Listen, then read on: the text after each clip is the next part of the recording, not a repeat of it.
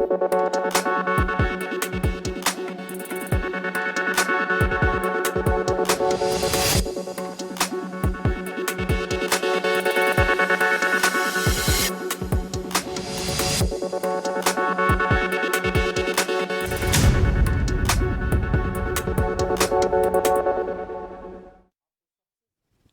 आप देख रहे हैं जन टीवी और मैं आपके साथ गौरवी। चलिए बुलेटिन की शुरुआत से पहले एक नजर डालेंगे हेडलाइंस की ओर। देश के 508 स्टेशनों का पुनर्विकास में उत्तराखंड के 3 स्टेशनों को सौगात। हर्रावाला, रुड़की और नैनीताल में स्टेशनों का होगा पुनर्विकास।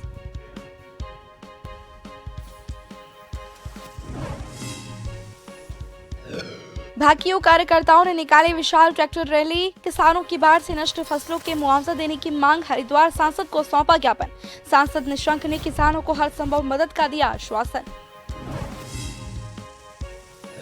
मसूरी को 7वीं तहसील बनाने पर लगी मुहर। ढोलबाजी के साथ किया गया मंत्री गणेश जोशी का स्वागत। जिंदाबाद के लगे नारे।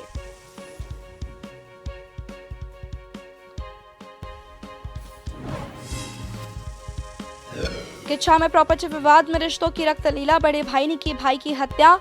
शव को फ्लाईओवर किनारे फेंका। पुलिस ने खुलासा करते हुए हत्या में इस्तेमाल चाकू किया बरामद।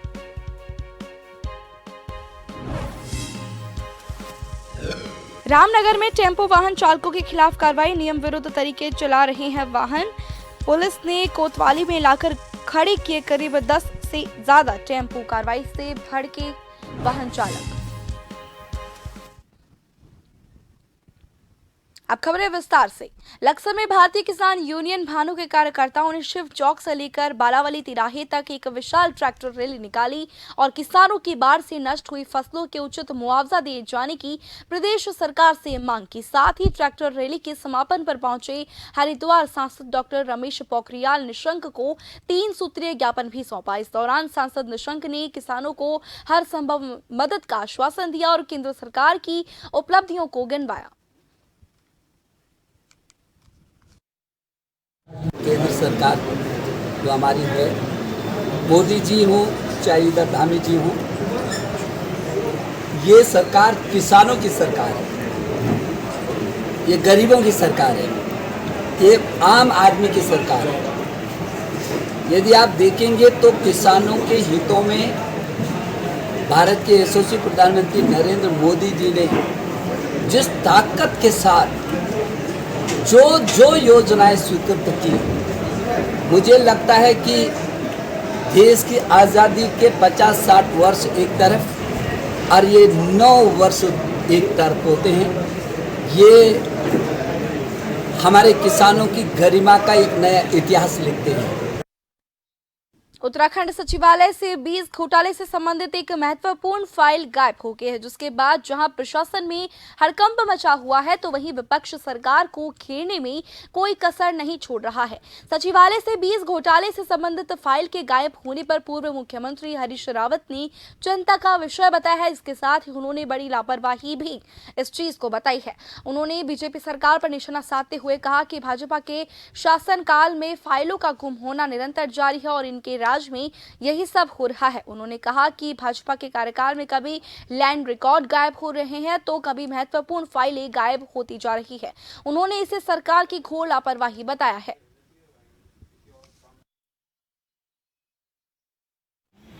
ये बहुत चिंता का विषय है। ये तो फाइल मतलब सरकार, एक फाइल गायब होने का मतलब सरकार गायब हो गई। तो ये इनके राज्य में क्या हो रहा है। और भाजपा के लोग जो हैं, कहीं लैंड रिकॉर्ड गायब हो जा रहा है, कहीं फाइल गायब हो जा रही है, कहीं कुछ गायब हो जा रहा है। पहाड़ों की रानी मसूरी को कैबिनेट की बैठक में जनपद की 7वीं तहसील होने का सीएम धामी के मुहर लगाने के बाद रविवार को स्थानीय विधायक और मंत्री गणेश जोशी मसूरी पहुंचे, जहां पर बीजेपी कार्यकर्ताओं और शहर के विभिन्न राजनीतिक और गैर राजनीतिक संस्थाओं ने मंत्री गणेश जोशी का फूल मालाओं के साथ ही ढोल बाजे के साथ मसूरी के ग्रीन चौक पर स्वागत किया गया। साथ ही मुख्यमंत्री पुष्कर सिंह धामी और गणेश जोशी जिंदाबाद के नारे लगाए गए। माननीय मुख्यमंत्री जी का आभार व्यक्त करता हूं कि मसूरी जनता को जो तोहफा 3 तारीख को आपने कैबिनेट में दिया है, बहुत लंबी समय से यहाँ के लोगों की मांग थी कि मसूरी को तहसील का दर्जा मिले, क्योंकि यहाँ के लोगों को ज़रा छोटे छोटे से काम के लिए देहरादून जाना पड़ता था। बहुत बड़ी तहसील है, बहुत भीड़ होती थी। और आज 16 पटवारी क्षेत्र, मसूरी शहर व कैंट, इसको मिलाकर ये तहसील बनाई गई है। एसडीएम परमानेंट यहाँ पर बैठेगा। एसडीएम को जॉइंट मजिस्ट्रेट का भी दर्जा दिया गया है, एमडीडीए का। किच्छा में सगे भाई ने प्रॉपर्टी के लिए अपने छोटे भाई की गला रेतकर हत्या कर दी। हत्या के बाद ट्रक चालक भाई ने युवक के शव को NH 74 पर फ्लाईओवर किनारे डाल दिया और मौके से ट्रक लेकर फरार हो गया। पूरा मामला उधम सिंह नगर जिले के पुलभट्टा थाना अंतर्गत क्षेत्र का है। 5 दिन पहले पुलभट्टा पुलिस को फ्लाईओवर से एक अज्ञात युवक का लहूलुहान शव बरामद हुआ था। मामले की जाँच करते हुए पुलभट्टा पुलिस बरेली जिले के नवाबगंज पहुंच गई। पुलिस ने मृतक पपेंद्र सिंह लाडी के बड़े भाई गुरुदेव सिंह को हिरासत में लेकर पूछताछ की तो पूरे मामले का खुलासा हुआ। पुलिस ने आरोपी गुरुदेव सिंह की निशानदेही पर मृतक के खून से सने कपड़े और हत्या में प्रयुक्त चाकू भी बरामद कर लिया। जो है ले जाके जब मतलब पिला खिला के उसके बाद जो उसको गला रेत के फेंक ही दिया। असली मोटिव यहाँ पे प्रॉपर्टी है। इसका 2 ही भाई थे ये, अब ये उसको निपटा दिया तो पूरा 4-5 बीघा जो जमीन है इसी के नाम हो जाएगा, ऐसा इसका मोटिव है। फादर जो है बहुत ओल्ड है। ये भी जानकारी निकल के आई है फादर द्वारा कि पूर्व में इसके माँ को भी इसने हत्या कर दिया करके, परंतु ये बरेली का मामला है, इसको अंदर खाना इन्होंने परिवार में ही निपटा दिया करके, ये फादर का कहना है। तो ये चीजें को भी हम बरेली को भी अवगत कराएंगे। कुंडा थाना क्षेत्र में टोल प्लाजा के पास अज्ञात चौपहिया वाहन की टक्कर से हरिद्वार से गंगाजल भरकर ले जा रहे कांवड़िए गंभीर रूप से घायल हो गए। सूचना मिलते ही पुलिस मौके पर पहुंची और दोनों गंभीर घायलों को राजकीय हॉस्पिटल पहुंचा, जहां से उन्हें हायर सेंटर रेफर कर दिया गया है। दोनों को उनके अन्य साथी कांवड़िए मुरादाबाद रोड स्थित निजी हॉस्पिटल लेकर चले गए। पुलिस तहरीर के आधार पर वाहन की तलाश में जुट गई है।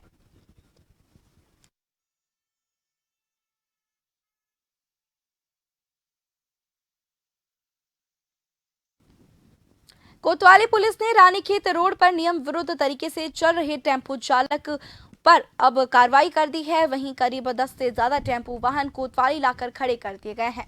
पुलिस की इस कार्रवाई से भड़के दर्जनों टेम्पो चालकों ने पूर्व ब्लॉक प्रमुख संजय नेगी की अगुवाई में कोतवाली पहुंचकर कोतवाल अरुण कुमार सैनी का घेराव किया और पुलिस कार्रवाई का विरोध किया। वहीं पूर्व ब्लॉक प्रमुख संजय नेगी ने बताया कि रानीखेत रोड जाम की समस्या से निजात दिलाने के लिए प्रशासन के द्वारा कार्रवाई की जा रही है। उन्होंने कहा कि मार्ग की यातायात व्यवस्था दुरुस्त होनी चाहिए। शहर के अंदर लगभग 700 टेम्पो है। 700 टेम्पो और 20 टेम्पो अगर लगेंगे तो बाकी टेम्पो कहाँ से उनकी रोजी रोटी जो है वो करेंगे। तो जिसको लेकर टेम्पो वाले लगातार जो है रानीखेत रोड पर आ रहे थे और टेम्पो लगा रहे थे और वहीं पर जो है जाम की स्थिति बन जा रही थी। और आज हमने यहाँ पर कोतवाल साहब से बात करने आए थे कि समस्या का समाधान निकाला जाए। जो 700 टेम्पो की जगह की व्यवस्था की जाए। जो पिरुमदारे से आने वाले टेम्पो हैं उनको यूनियन के पास रोक दिया जाए, काशीपुर यूनियन के पास, और जो ढिपली से आने वाले टेम्पो हैं उनको लखनपुर के पास रोक दिया जाए, उससे नीचे ना आए और अगर आते हैं तो उनका चालान कर दिया जाए। देखिए, शहर की यातायात व्यवस्था को सुधारने के लिए समय समय पर नियमों का उल्लंघन करने वाले वाहनों के विरुद्ध चेकिंग अभियान किए जा रहे हैं। आज मनमाने ढंग से शहर के बीचों बीच सवारियां भरने और उतारने वाले टेम्पो चालकों के विरुद्ध कार्रवाई की गई है। इन्हें जिसमें करीब 10 टेम्पो के विरुद्ध चालानी कार्रवाई की गई है। भारत रेलवे स्टेशन के अमृत भारत स्टेशन योजना के तहत देश के 508 स्टेशनों का पुनर्विकास का उद्घाटन प्रधानमंत्री नरेंद्र मोदी ने वर्चुअल तौर पर किया। इस योजना में देहरादून का हरावला, हरिद्वार का रुड़की और नैनीताल जनपद का लालकुआं स्टेशन भी शामिल है। कांग्रेस प्रदेश प्रवक्ता शीशपाल सिंह बिष्ट ने राज्य के विकास के लिए प्रधानमंत्री का अभिनंदन तो किया, लेकिन केंद्र और राज्य सरकार पर आरोप लगाते हुए उनकी कार्यप्रणाली पर सवाल उठाए। शीशपाल सिंह बिष्ट ने कहा कि सरकार योजनाओं का शिलान्यास तो करती है, लेकिन उन्हें धरातल पर नहीं उतार पाती। राज्य में विकास होता है, हमारे रेलवे स्टेशन आधुनिक होते हैं, लोगों को अगर सुख सुविधाएं होती है और जनता को इसका लाभ होता है तो निश्चित तौर पर ये एक अच्छा फैसला है, अच्छा निर्णय है। लेकिन जैसे हम 6 साल से देख रहे हैं कि मोदी सरकार खूब उद्घाटन भी करती है, बयानबाजी करती है केंद्र में और राज्य में, यही होड़ मची हुई है। लेकिन योजनाएं धरातल पर नहीं उतर रही हैं। योजनाओं के धरातल पर उतरने में जो है विलंब हो रहा है और धरातल पर कहीं विकास और काम नहीं दिखाई दे रहा है। कोटद्वार में पर्यटन विभाग की बड़ी पहल देखने को मिली है। दरअसल कोटद्वार में भी पर्यटकों को गाइड मिलेंगे। पर्यटन विभाग युवाओं को प्रशिक्षित करने की तैयारी कर रहा है। पर्यटन विभाग 9 अगस्त से कोटद्वार क्षेत्र में युवाओं को हेरिटेज टूर गाइड का प्रशिक्षण देने की तैयारी कर रहा है। 10 दिवसीय प्रशिक्षण शिविर में 6 दिन युवक युवतियों को गाइड का प्रशिक्षण दिया जाएगा। प्रशिक्षण के बाद 2 दिन हेरिटेज ट्रैक पर ले जाकर प्रशिक्षित किया जाएगा। प्रशिक्षण के बाद परीक्षा होगी और अंतिम दिन प्रमाण पत्र वितरित किए जाएंगे। वहीं ऋतु खंडूरी भूषण ने कहा कि कोटद्वार और आसपास के क्षेत्रों में पर्यटन की अपार संभावना है। क्षेत्र में छिपे पक्षियों के संसार को दुनिया के सामने लाने की कवायद जो है जारी है।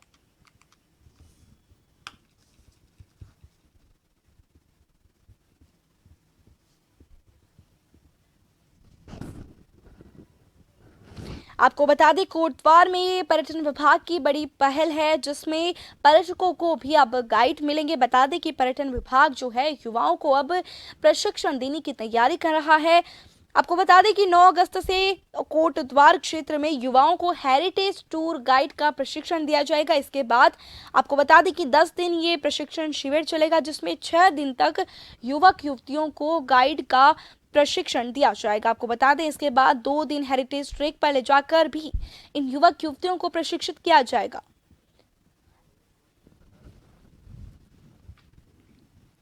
और खबर की ज्यादा जानकारी के लिए हमारे साथ हमारे संवाददाता रोहित फोन लाइन पर जुड़ चुके हैं। रोहित, क्या बताएंगे, अब पर्यटन विभाग जो है युवक युवतियों को प्रशिक्षण देने जा रहा है और गाइड प्रशिक्षण शिविर अब लगने जा रहा है, क्या कुछ जानकारी आप हमें इस शिविर को लेकर देना चाहेंगे? जी मैम, पर्यटन विभाग ने एक नई पहल शुरू की है, जिसको लेकर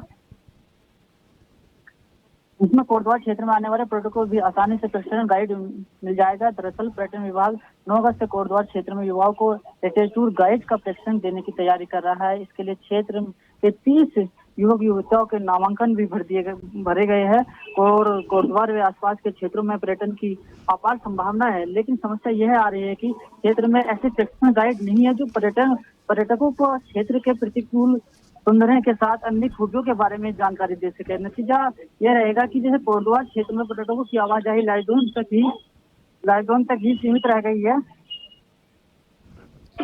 जी रोहित, तमाम जानकारी के लिए आपका बहुत बहुत शुक्रिया। और इसी के साथ अब वक्त है एक छोटे से ब्रेक का।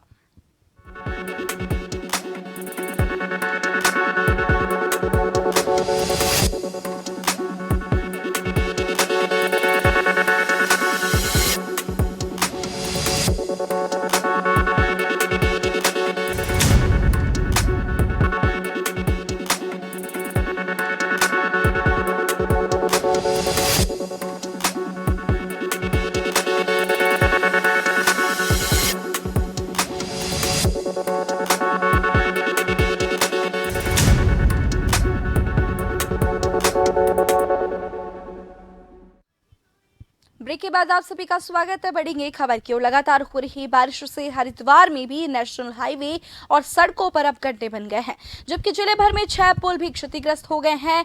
प्रशासन लगातार गड्ढों और पुलों के मरम्मत के काम में जुटा हुआ है। हालांकि आए दिन हो रही बारिश मरम्मत के काम में बाधा बन रही है। प्रदेश के पुलों के लिए हुए सेफ्टी ऑडिट में हरिद्वार जिले के 6 पुल भी खतरनाक पाए गए हैं, जिसमें सावधानी बरतते हुए हरिद्वार रुड़की के बीच सोलानी नदी के पुल पर भारी वाहनों की आवाजाही बंद कर दी गई है। हेतमपुर पर क्षतिग्रस्त पुल की मरम्मत का काम भी चल रहा है। डीएम धीरज सिंह गर्ब्याल का कहना है कि क्षतिग्रस्त पुलों पर आवाजाही को लेकर सावधानी बरती जा रही है। वहीं सड़कों और पुलों की मरम्मत का काम भी तेजी से कराया जा रहा है।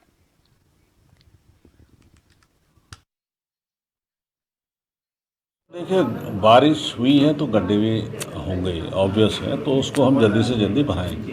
6 पुल हैं हमारे, जिसमें एक आने की हेती वाला था, 84 पुल है, आपका सोलानी रिवर में जो पुल है मेन उनका है। तो सोलानी रिवर में तो हम लोगों ने एसएसपी को निर्देशित किया है हमने कि वहाँ पे भारी वाहन एक समय में एक ही चले, मरम्मत कार्य भी हुए करेंगे। और खबर की ज्यादा जानकारी के लिए हमारे साथ हमारे संवाददाता सरफराज अली फोन लाइन पर जुड़ चुके हैं। सरफराज, क्या बताएंगे, प्रदेश भर की सड़कें और जो पुल हैं वो क्षतिग्रस्त हो रखे हैं, जगह जगह गड्ढे पाए जा रहे हैं, किस तरह से आम जन जो है इन गड्ढों से परेशानी का सामना कर रहा है और क्या कुछ प्रशासन का इस बारे में कहना है? जी गौरी, देखिए मैं आपको बता दूं कि हरिद्वार में हो रही लगातार बारिश के बाद शहर की जो सड़कें की हालत खराब है, कुछ स्थानों पर सड़कें धंस भी चुकी है, तो कुछ स्थानों में बारिश के जो पानी से सड़कें जो क्षतिग्रस्त हो गई। इन सड़कों पर चलने से राहगीर को जो है काफी परेशानी का सामना करना पड़ा है। हरिद्वार शहर की बात करें तो सड़क धंसने के बाद गहरे गड्ढे बन गए। हरिद्वार में हुई मूसलाधार बारिश के कारण धंसने लगी है, जबकि इस मार्ग पर बस और अन्य भारी वाहन भी गुजरते हैं। वहीं गांव को जोड़ने वाली सड़कों का हाल इससे भी बदतर है। जी, इसके साथ मैं आपको बताना चाहूंगा, सड़क में जगह जगह गड्ढे बन चुके हैं। देखिए गौरी, पूरे उत्तराखंड में जहाँ बारिश हो रही है तो हरिद्वार में भी लगातार बारिश हो रही है। जो नेशनल हाईवे और गड्ढों पर सड़कों पर गड्ढे बन गए, जबकि जिले भर में 6 पुल भी क्षतिग्रस्त है। प्रशासन लगातार गड्ढों और पुलों की मरम्मत के काम में जुटा हुआ है। हालांकि आए दिन हो रही बारिश के कारण जो मरम्मत हो रही है उसमें एक बाधा बन रही है। प्रदेश के पुलों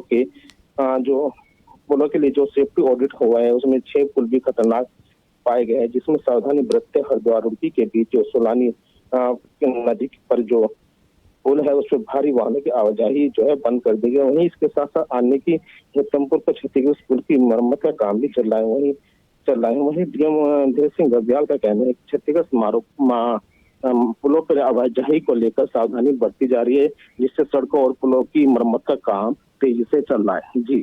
जी सरफराज, तमाम जानकारी के लिए आपका बहुत बहुत शुक्रिया।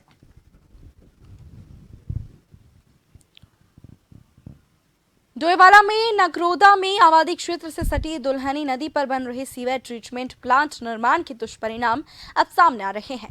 नगरोदा क्षेत्र के तमाम लोग पिछले 1 साल से इस प्लांट का विरोध इसलिए कर रहे हैं क्योंकि ये नदी के बहाव को रोककर बनाया जा रहा है। दूसरा, आबादी से सटा होने के कारण तमाम तरह की परेशानियां लोगों को होंगी। इस प्लांट निर्माण की सबसे ज्यादा प्रभावित दुल्हनी नदी हो रही है, क्योंकि अब नदी ने आबादी की ओर रुख कर लिया है, जिसके कारण नदी में जब बाढ़ आती है तो लोगों के घर और जमीन इसकी जद में आ जाते हैं। आंदोलनकारियों ने आज फिर से प्रदर्शन करते हुए प्रशासन को चेतावनी दी तो मौके पर पहुंची पुलिस प्रशासन की टीम और प्रशासन की टीम को प्रभावित लोगों ने नुकसान से अवगत करवाते हुए कहा कि ये सीवर ट्रीटमेंट प्लांट आबादी से दूर बनना चाहिए। सुरक्षा दीवारें थी, स्थानीय लोगों के द्वारा अपने भवनों को बचाने के लिए पक्के पुस्ते और जाल लगाए हुए थे। तो जब सीवरेज प्लांट ने नदी के भूभाग पर कब्जा कर लिया है और नदी को गांव की आबादी की ओर डाइवर्ट कर दिया है, तो उसने तमाम पुस्ते तोड़कर लोगों के जो आवासीय प्लाट थे वो भी भूमि में बह चुके हैं और स्थानीय जनता के मकान अब चपेट में आ चुके हैं। किसी भी समय भारी वर्षा, एक आधी ऐसी बारिश आ गई तो ये लगभग 30 और 40 मकान खतरे की जद में है। तो जनता देख रही है और आप लोग भी देख रहे, सरकार भी देख रही है कितने घरों को नुकसान हो रहा, पूरा पुस्ता टूट गया, वो आप लोग भी देख रहे। कल रात जितने घर यहाँ नाले के बगल में है सारे लोग सोए नहीं रात भर, और रात को पुलिस आ रही की बोल रही 12-1 बजे खाली करो, कहाँ जाएंगे रात को। दिन में कोई पूछने नहीं आ रहा कि जनता को हो क्या रही है, ये हो क्या रहा, कौन सी परेशानी हो रही इनको। रात 12 बजे कहाँ शिफ्ट करेंगे, छोटे बच्चे हैं और ये इतनी मुसीबत में कोई साथ नहीं दे रहा। इसमें करंट फैलने की भी कोई शिकायत है और भूमि कटाव की भी बताया जा रहा है। अभी देख ही रहे करंट के संबंध में, तो ऐसा कुछ अभी सुबह से कह ही रहे कि करंट का तो पुष्टि नहीं हो पाई है, किंतु भूमि कटाव के संबंध में जांच चल रही है। जो भी जिसका भी जो नुकसान होगा या भूमि कटाव होगी वो उसकी जो रिपोर्ट तैयार करके प्रेषित कर दी जाएगी। उत्तरकाशी उपला टकरोर क्षेत्र में 2 दिवसीय मेला हरदोदा मनाया जा रहा है। महागंगे शीतकालीन प्रवास मुखवा मुखीभट्ट में और धराली मंदिर प्रांगण को फूलों से सजाया गया है। बताया जाता है कि जो फूल सोमेश्वर देवता को चढ़ाया जाता है उस फूल के लिए देवता गांव के स्थानीय लोगों को चुनता है और उस फूल के लिए हिमालय की ऊंची चट्टानों से उसे लाया जाता है। उसे फूल को ब्रह्मम कमल कहा जाता है। हरदूदा मेला जो कि 2 दिन मनाया जाता है, रात के दौरान दूध की होली प्रांगण में खेली जाती है, जिससे इस मेले में सभी गांव की महिलाएं सोमेश्वर देवता को दूध चढ़ते हैं और रात के समय रासू से झूमते हैं। वहीं दोपहर के समय सोमेश्वर देवता की डोली और पशुआ सभी को अपना आशीर्वाद देते हैं और डांगरियों के ऊपर नंगे पैर चलता है। हमारे यहाँ परंपरागत से यह नाग देवता का मेला मनाया जाता है, जिस दिन प्रत्येक गांव की महिलाएं एक हफ्ते पहले से ही अपना गाय दूधने के बाद अलग से नाग देवता के नाम से रख देती है और 20 गते श्रावण यह मेला परंपरागत से मनाया जा रहा है और जिसमें समस्त ग्राम सभा बड़े हर्षोल्लास के साथ नाग देवता सोमेश्वर देवता का आशीर्वाद लेते हैं। मैं भी माँ नाग देवता से, माँ पुष्पावती गंगा जी से, सोमेश्वर देवता से समस्त ग्राम सभा, समस्त दर्शक वृंदों को सुख शांति और समृद्धि की कामना करता हूँ। डोईवाला में उत्तराखंड क्रांति दल की एक बैठक आयोजित हुई, जिसमें यूकेडी परवादून जिला कमेटी का गठन करते हुए जिला अध्यक्ष की जिम्मेदारी केंद्रपाल सिंह तोफवाल को दी गई है। वहीं तमाम कार्यकर्ताओं को संगठन में पदाधिकारी बनाते हुए उनसे संगठन हित में काम करने का आह्वान किया गया। कार्यक्रम में पहुंचे यूकेडी के पूर्व केंद्रीय अध्यक्ष प्रीतम पवार ने सभी पार्टी कार्यकर्ताओं से आगामी चुनाव के लिए जुट जाने का आह्वान किया।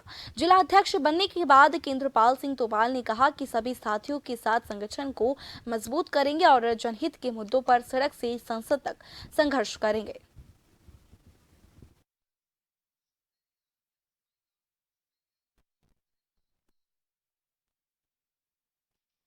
केंद्रीय नेतृत्व ने मुझे दोबारा जिम्मेदारी जिले अध्यक्ष के परवादून की दी है।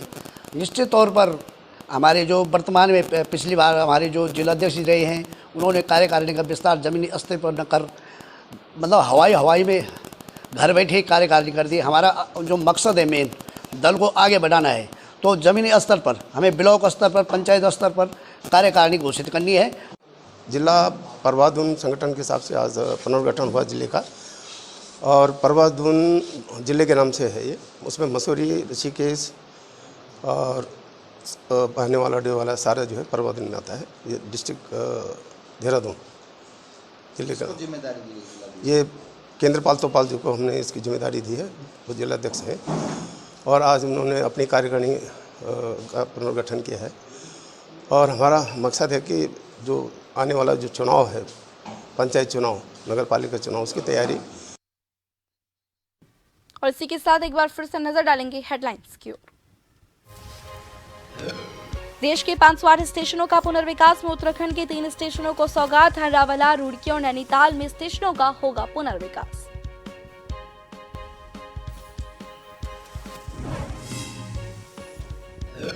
भाकियों कार्यकर्ताओं ने निकाले विशाल ट्रैक्टर रैली। किसानों की बाढ़ से नष्ट फसलों के मुआवजा देने की मांग। हरिद्वार सांसद को सौंपा ज्ञापन। सांसद निशंक ने किसानों की हर संभव मदद का दिया आश्वासन।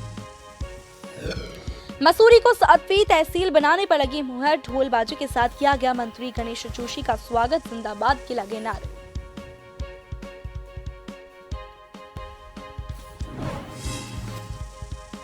किच्छा में प्रॉपर्टी विवाद में रिश्तों की रक्तलीला। बड़े भाई ने की भाई की हत्या। शव को फ्लाईओवर किनारे फेंका। और पुलिस ने खुलासा करते हुए हत्या में इस्तेमाल चाकू किया बरामद। रामनगर में टेम्पो वाहन चालकों के खिलाफ कार्रवाई। नियम विरुद्ध तरीके से चला रहे हैं वाहन। पुलिस ने कोतवाली में लाकर खड़े किए करीब 10 से ज्यादा टेम्पो। कार्रवाई से भड़के चालक।